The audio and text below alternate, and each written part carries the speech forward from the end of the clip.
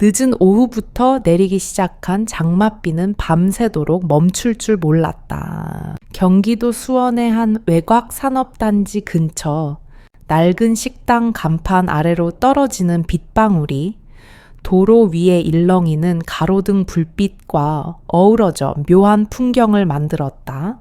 공장 교대 근무를 마친 몇몇 노동자들이 무거운 몸을 이끌고 바삐 지나갔다.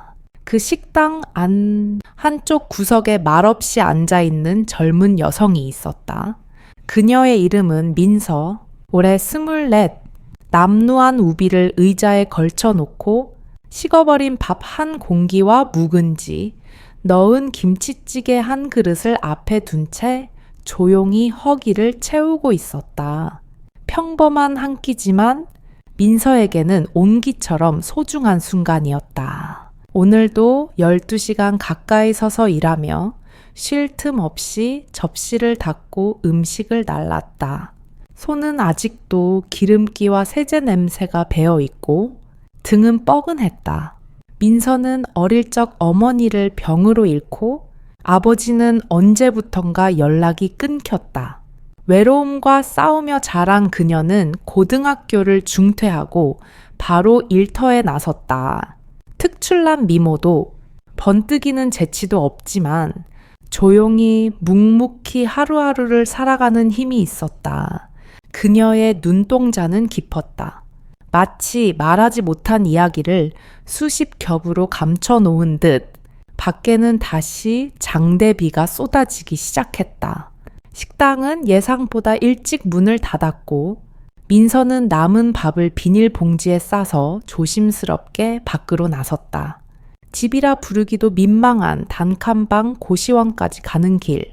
그녀는 수원의 한 대학병원 응급실 입구 옆 처마 밑으로 몸을 피했다.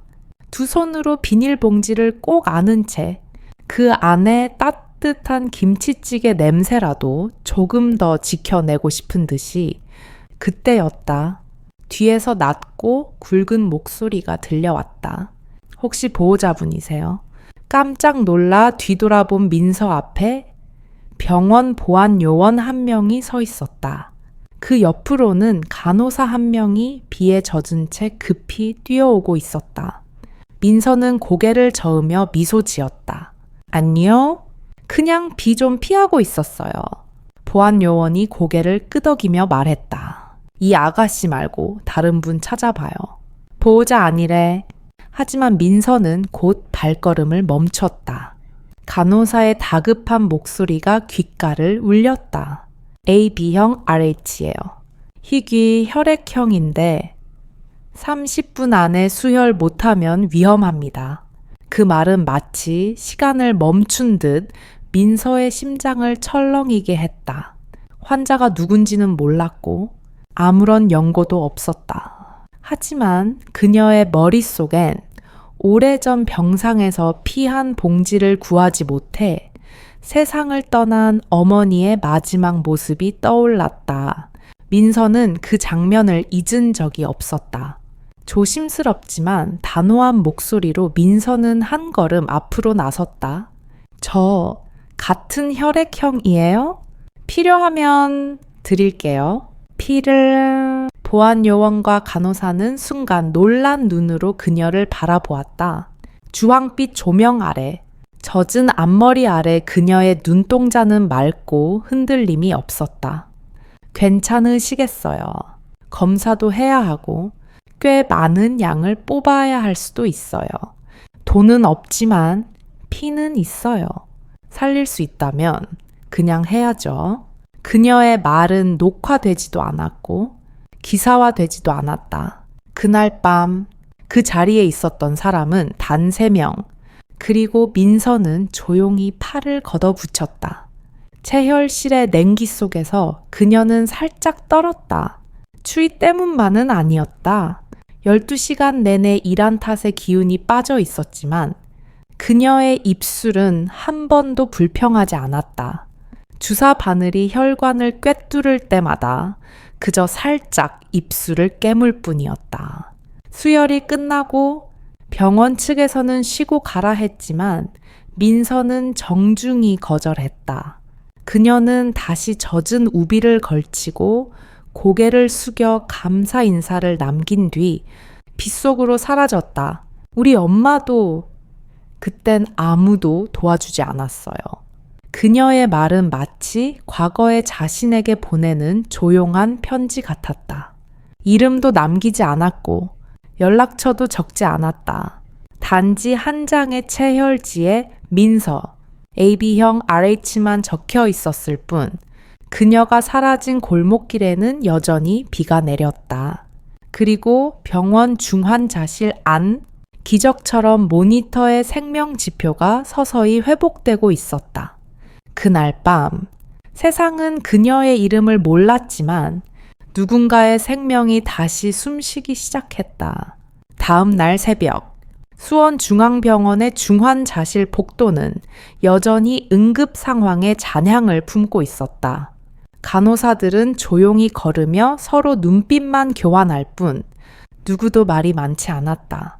그날 밤은 무언가 설명할 수 없는 기적이 있었기 때문이다. 서시간 넘게 이어진 위기 상황, 여러 차례 심정지 직전까지 갔던 환자의 수치가 회복된 순간 의료진 사이에서는 조용한 숨소리와 함께 깊은 안도의 한숨이 새어나왔다. 그 아이가 없었다면 중환자실 담당의 허준호 과장은 무거운 목소리로 아침 회의 때 말을 꺼냈다. 그녀가 아니었으면 우리는 지금 장례를 준비하고 있었을지도 모릅니다. 그 자리에 모인 의사들과 간호사들은 서로 바라봤다. 그 누구도 그녀의 이름을 몰랐다. 단지 기억나는 것은 젖은 머리칼, 낡은 식당 유니폼, 그리고 흔들림 없는 눈빛. 같은 시간 병원 본관 10층, 사무실 유리창 너머로 비구름이 아직 머물고 있었다. 다시 돌려봐요. 저 장면 확대해봐.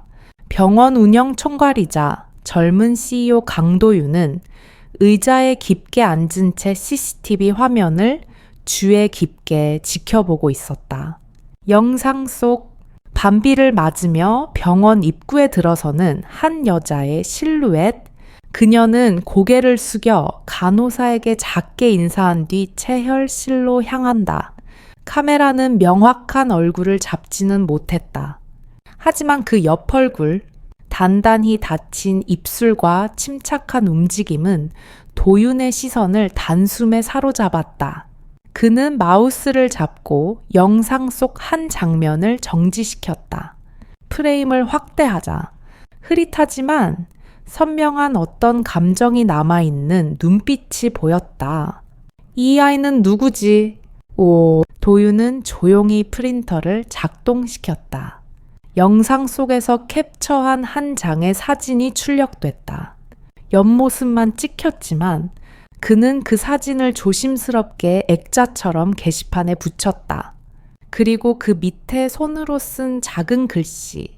비 오는 밤, 한 생명을 살린 이름 없는 사람. 그 순간 그는 단순한 호기심이 아닌 어떤 책임감을 느꼈다. 이 아이를 찾아야 한다는, 그리고 반드시 말해야 한다는 사명감. 도윤은 비서에게 조용히 말했다. 수원 지역 혈액권, 헌혈센터, 인근 병원 다 연락해봐요. AB형 RH 여성, 20대 중반, 이름은 민서일 가능성이 높아요. 성도, 주소도 몰라요. 그래도 찾아야 해요. 비서는 놀란 얼굴로 되물었다. 거의 불가능에 가까운 작업입니다. 대표님, 바늘 찾기 수준 알아요. 하지만 해야 해요. 보답을 위한 게 아닙니다. 그녀는 누군가의 기억에 반드시 남아야 하는 사람이에요. 도윤은 진심이었다. 이건 단순한 감사나 보답이 아니었다. 그는 느꼈다. 그 밤 누군가의 피가, 숨이, 진심이 병원 전체를 바꿔놓았다고. 며칠이 흐른 뒤 경기도 화성의 한 공업지대. 점심 무렵 햇볕은 따갑게 내려쬐고 아스팔트는 열기로 일렁였다. 그 틈에 작고 오래된 식당 하나가 있었다. 간판은 빛이 발해 글씨가 거의 지워졌고 천막은 해지고 찢어져 있었다. 그래도 매일같이 공장 인근 노동자들이 삼삼오오 모여들었다. 그날도 마찬가지였다. 안으로 들어서자 반찬통에서 김치 냄새가 피어오르고 철제 그릇이 부딪히는 소리가 어지럽게 퍼졌다. 테이블마다 땀 흘린 사람들로 가득한 와중 하얀 셔츠 차림의 남자가 조용히 자리를 잡았다. 그는 강도윤이었다. 오늘은 이 지역의 식생활 개선 사업을 직접 조사하러 왔다. 그의 병원 재단에서 시작한 공익 프로젝트는 단순한 시혜가 아니라 현장을 직접 보고 느끼자는 철학 아래 운영되었다. 평소라면 비서가 동행했겠지만 이번엔 혼자였다. 도윤은 음식보다 사람을 보고 싶었다. 주문 도와드릴까요? 부드럽지만 단호한 목소리. 도윤이 고개를 들자 순간 눈앞에 있는 사람이 낯설지 않게 느껴졌다. 유니폼을 입은 젊은 여자, 햇빛에 그을린 피부, 땀이 이마에 맺혀 있었지만 그 눈동자 어디서 본 적 있는 것 같았다. 백반 하나 주세요. 가능하면 미역국이랑 깨씹 무침 있으면 좋겠네요. 그녀는 조용히 고개를 끄덕이고 돌아섰다. 그 순간 뒷모습에서 흐릿하게 떠오른 기억, 영상 속 그 아이, 병원 CCTV에 담긴 그 그림자, 아니라고 생각했지만 왠지 자꾸 마음 한편이 끌렸다. 도윤은 그녀의 이름표를 슬쩍 훑어보았다. 민서, 그 이름에 심장이 찌릿했다. 우연일까? 아니면 운명일까? 몇 분 뒤 그녀가 식판을 들고 다시 다가왔다. 조심스럽게 음식을 내려놓으며 말했다. 맛있게 드세요. 추가 반찬 원하시면 말씀 주세요. 그녀의 손목, 소매 아래로 희미한 멍자국 하나. 도윤은 그곳에서 시선을 떼지 못했다. 마치 수혈 자국처럼 이미 옅어졌지만 잊히지 않을 흔적. 그날 식사는 제대로 기억나지 않았다. 간도, 국의 온도도 느껴지지 않았다. 대신 가슴 속에 웅성이는 감정만이 점점 커졌다.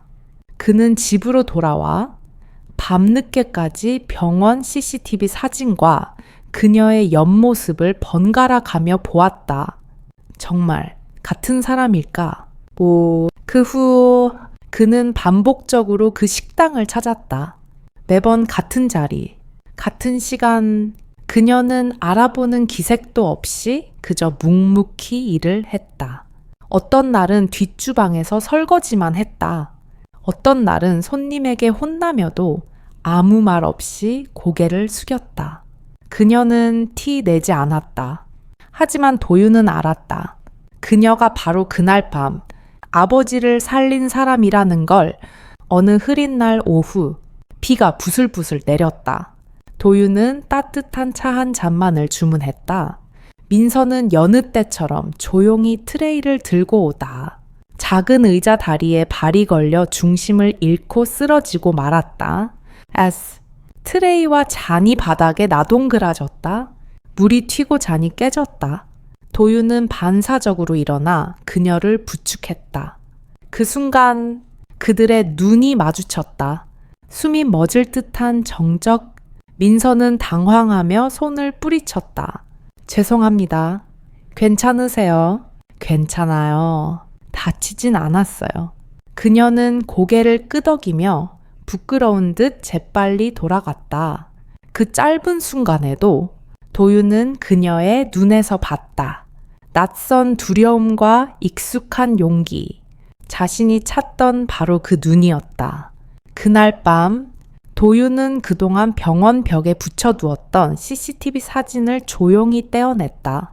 이제 그는 더 이상 사진 속의 그녀를 기억할 필요가 없었다. 그녀는 현실 속에 있었으니까 살아 숨쉬며 여전히 조용히 누군가를 돕고 있었다. 며칠 후 수원 외곽의 골목길. 새벽 5시. 아직 어둠이 차에 가시지 않은 거리에는 습기 어린 공기가 잔뜩 가라앉아 있었다. 좁은 쪽문 옆 오래된 다세대 주택. 계단 앞에는 조용히 놓인 비닐 봉지가 하나 있었다. 그 위에 작은 쪽지가 붙어 있었다. 식사 잘 챙기세요. 익명. 봉지 안에는 2개의 우유, 철분 보충제, 그리고 김이 모락모락 나는 샌드위치. 민서는 출근하러 나오다 그것을 발견했다. 그녀는 주변을 둘러보았지만 거리는 한산했고 아무도 없었다. 그녀는 천천히 우유팩을 꺼내 들었다. 아직 따뜻했다. 고개를 들고 하늘을 올려다 보았다. 빗방울이 몇 방울 다시 떨어지고 있었다. 그날 저녁, 민서는 조용히 손글씨로 메모 하나를 썼다. 종이는 구겨졌고 글씨는 삐뚤했지만 마음만은 또렷했다. 낯선 사람의 호의는 받지 않겠습니다. 저는 아무에게도 빚지고 싶지 않아요. 그녀는 다음 날 출근길에 그 쪽지를 식당 카운터에 맡기며 말했다. 혹시 또 그런 선물 오는 날엔 이걸 전해주세요. 식당 주인은 고개를 갸웃했다. 그냥 고맙다고 받아들이면 안 되나? 세상에 그런 마음도 필요해. 민서는 웃지 않았다. 오히려 차갑게 고개를 저으며 말했다. 그런 마음이 결국 사람을 약하게 만들어요. 그날 저녁, 도유는 식당 근처의 작은 슈퍼에서 기다렸다. 조용히 민서를 지켜보다 그녀가 가게 안으로 사라졌을 때 주인에게 메모와 함께 작은 봉투를 건넸다. 병원비가 밀린 아이, 민서가 평소 도와주던 이웃 아이의 학원비까지도 담긴 봉투였다. 이건 그 아이 대신입니다. 절대 이름 말하지 마세요. 하지만 민서는 알아차렸다. 늦은 밤 자신의 가방 안에 몰래 들어간 봉투, 열어보자 나열된 전기요금 고지서, 수도세 납부 영수증, 그리고 아이 이름이 적힌 학원 등록증. 그녀는 말없이 앉아 있다가 손끝으로 다시 메모를 꺼냈다. 받지 않겠습니다. 저는 누군가의 시혜로 살아가는 사람이 아닙니다. 그녀는 그 종이를 식당 문 앞에 붙이고 다음 날 출근하지 않았다. 동료는 말없이 그 종이를 떼어냈다. 며칠 뒤 도유는 식당을 다시 찾았지만 민서의 모습은 없었다. 식당 주인은 조심스레 말했다. 그 아이 내려놓고 떠났어요. 어디론가 그냥 메모 하나만 남겼어요. 이젠 제 자리를 찾겠습니다. 그 짧은 글귀 속에 담긴 단단한 다짐. 도유는 그 쪽지를 손에 쥐고 한참 동안 말이 없었다. 마치 무언가를 놓쳐버린 사람처럼 허공을 바라보았다. 며칠 후 경상도의 어느 작은 마을, 버스가 굽이굽이 산길을 넘어 내려가는 풍경 속 낡은 배낭 하나를 맨 여자가 앉아 있었다. 민서였다. 고개를 기댄 채 눈을 감고 있었지만 마음은 복잡했다. 나는 정말 도망친 걸까? 아니면 나를 지키기 위한 선택이었을까? 그리고 그 시각, 서울 한복판의 병원 사무실, 도유는 조용히 메일함을 정리하던 중 한 통의 익명 메일을 발견한다. 첨부된 것은 민서가 병원에서 남겼던 혈액 기증자 등록지 사진, 이름만 적혀 있었다. 연락처도 주소도 없었다. 하지만 그 순간 도유는 결심했다. 지금부터 내가 찾을 차례다. 경상남도의 한 작은 시골 마을, 굽은 농이를 따라 비닐하우스와 폐허가 된 외양간들이 흩어져 있는 그곳은 도시와는 전혀 다른 시간 속에서 흘러가고 있었다. 민서는 이른 새벽부터 일어났다. 구불구불한 마당 뒤편의 허름한 방에서 창문을 열자 쌓은 공기가 밀려들었다. 바깥에는 여전히 이슬 맺힌 풀들이 고개를 떨구고 있었고 닭 울음소리가 멀리서 희미하게 울렸다. 그녀는 무릎이 닿는 냉기를 품은 채 낡은 걸레로 방바닥을 밀었다. 그 공간은 과거 아버지의 곡물창고였고 지금은 그녀의 잠자리였다. 여기서 뭐 하려고 왔니? 네가 아버지의 재혼 상대였던 이모의 목소리는 여전히 거칠었다. 민서는 대답하지 않았다. 그저 고개를 숙인 채 말했다. 며칠만 머물게 해주세요. 이모는 입꼬리를 올려 웃지도 화내지도 않았다. 단지 시큰둥한 표정으로 말했다. 창고 청소돼 있으면 써. 저녁 밥은 알아서 해먹고. 민서는 허리를 숙였다. 그날 오후 마을 장터의 작은 분식집. 민서는 자리를 구했다. 허름한 천막 아래 테이블 6개가 전부인 그 가게는 전단지조차 붙이지 않았다. 사장님은 나이가 지긋한 여자였고 민서의 말수 적고 손빠른 태도를 보고 다음 날부터 일을 맡겼다. 도윤은 그 사이 서울에서 떠나 내려왔다. 자신의 차를 몰고 민서의 흔적을 좇아 각종 헌혈센터, 병원, 그리고 식당을 찾았다. 그리고 마침내 민서가 마지막으로 남긴 주소지 근처 마을에 도착했다. 차를 세운 그는 민서가 일하고 있는 분식집 맞은편에서 조용히 그녀를 바라봤다. 그녀는 여전히 머리를 질끈 묶고 있었다. 팔뚝에는 가벼운 상처 자국, 햇볕에 그을린 피부. 하지만 그 눈빛은 여전했다. 다정하면서도 멀리 떨어지려는 눈빛. 도윤은 차에서 내리지 않았다. 그저 창문을 살짝 열고 작은 봉투 하나를 조수석 위에 올려두었다. 안에는 민서가 떠난 병원에서 처리하지 못한 기부 명단과 그녀 이름만 적힌 문서, 그리고 손으로 쓴 짧은 쪽지. 당신의 이름이 아니라 당신의 마음이 여기에 기록되어 있습니다. 몇 날 며칠이 지나고 민서는 분식집 뒤편 골목에서 도윤을 처음 마주쳤다. 빗방울이 흩날리던 날이었다. 민서 씨. 그녀는 깜짝 놀라 멈췄다. 짧은 정적 후 그녀가 먼저 입을 열었다. 왜 여기까지 오신 거예요? 당신이 떠난 날, 내가 처음으로 어떤 감정을 놓치기 싫다고 느꼈어요. 민서는 고개를 돌렸다. 그 감정이 뭐든 나한테 말하지 마세요. 나 그런 감정 믿지 않아요. 그럼 그냥 옆에 있을게요. 말하지 않고 당신이 날 몰라도 돼요. 대신 내가 기억할게요. 민서는 말없이 그 자리에 서 있었다. 가슴 안쪽이 뻐근해지는 걸 참으려 애쓰며 내가 당신에게 빚진 건 생명만이 아니에요. 나 자신이 부끄럽지 않게 살아야 한다는 걸 배웠거든요. 그녀는 입술을 깨물었다. 그리고 조용히 한마디만 던졌다. 밥은 먹고 가요. 그날 밤 분식집 뒤 작은 방 안 민서는 혼자 앉아 병원에서 받았던 수혈 확인서를 꺼내 들었다. 오른쪽 구석에는 도윤의 서명이 있었다.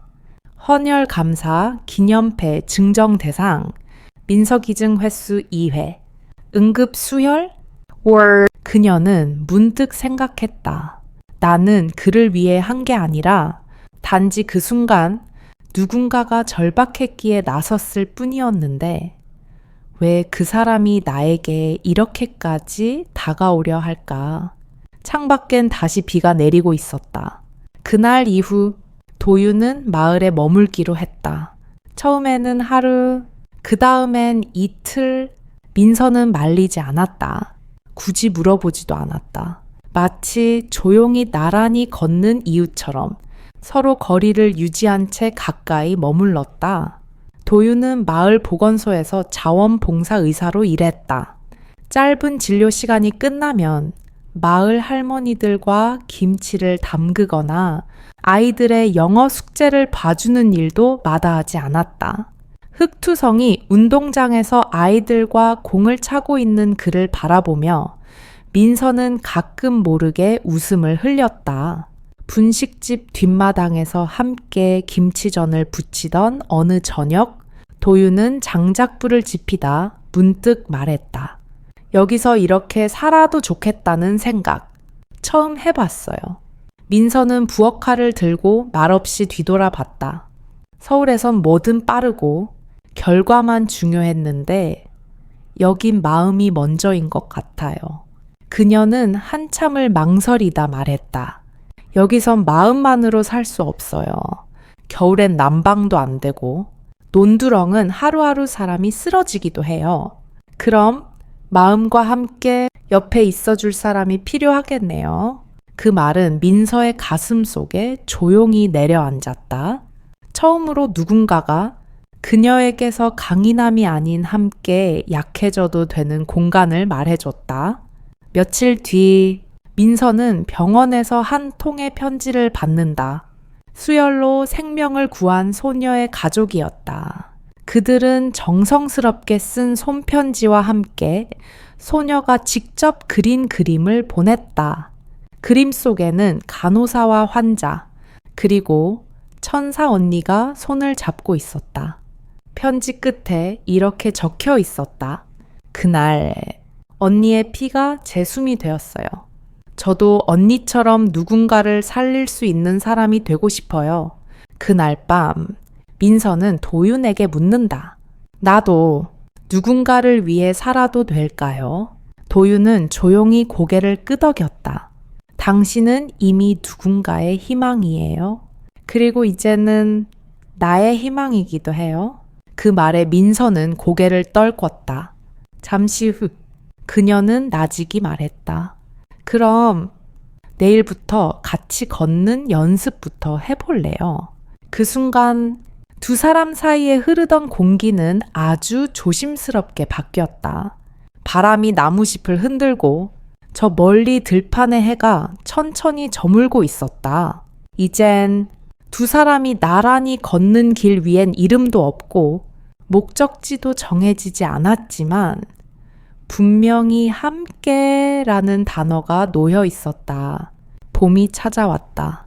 경상남도의 그 작은 마을도 이제는 벚꽃이 흐드러지게 피어나고 논두렁 옆 복숭아 나무가 수줍은 분홍빛으로 물들었다. 겨우내 싸늘하던 흙길엔 부드러운 바람이 스며들었고 그 바람은 마치 오래된 상처를 천천히 감싸주는 것 같았다. 민서는 이제 예전보다 훨씬 부드러워진 얼굴로 마을을 누볐다. 분식집 일은 그대로지만 그녀는 마을 회관에서 아이들에게 책을 읽어주는 자원봉사를 시작했다.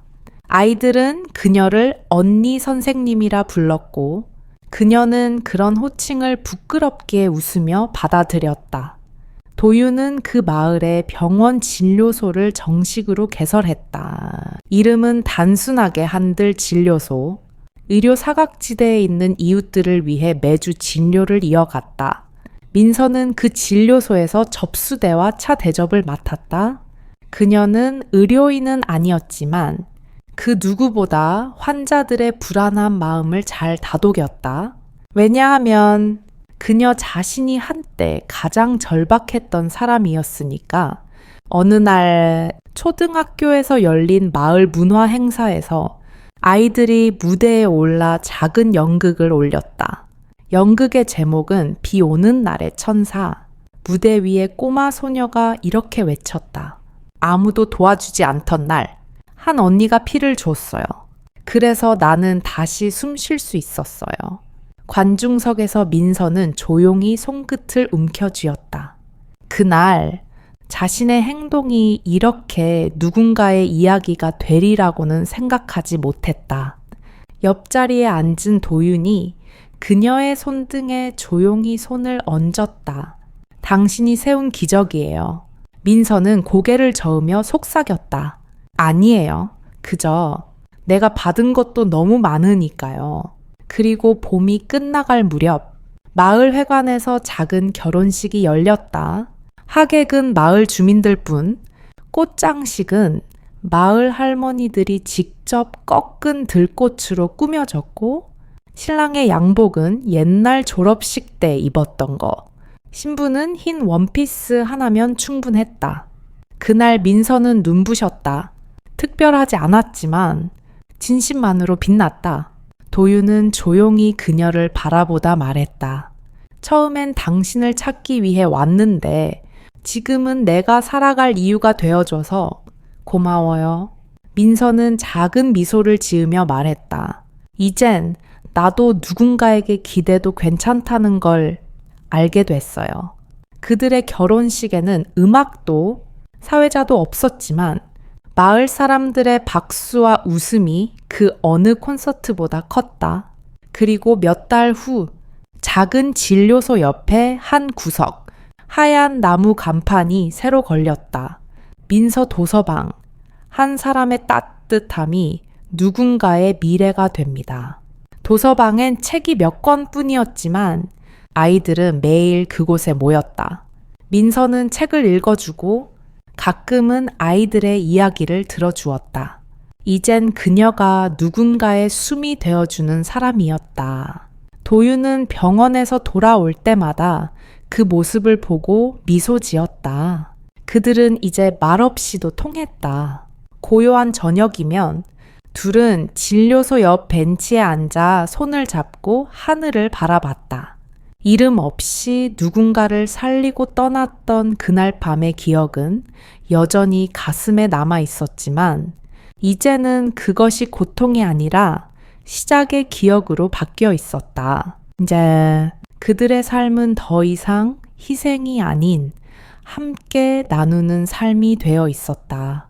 이 이야기를 읽으면서 마음 깊은 곳에서부터 따뜻한 무언가가 피어오르는 걸 느꼈습니다.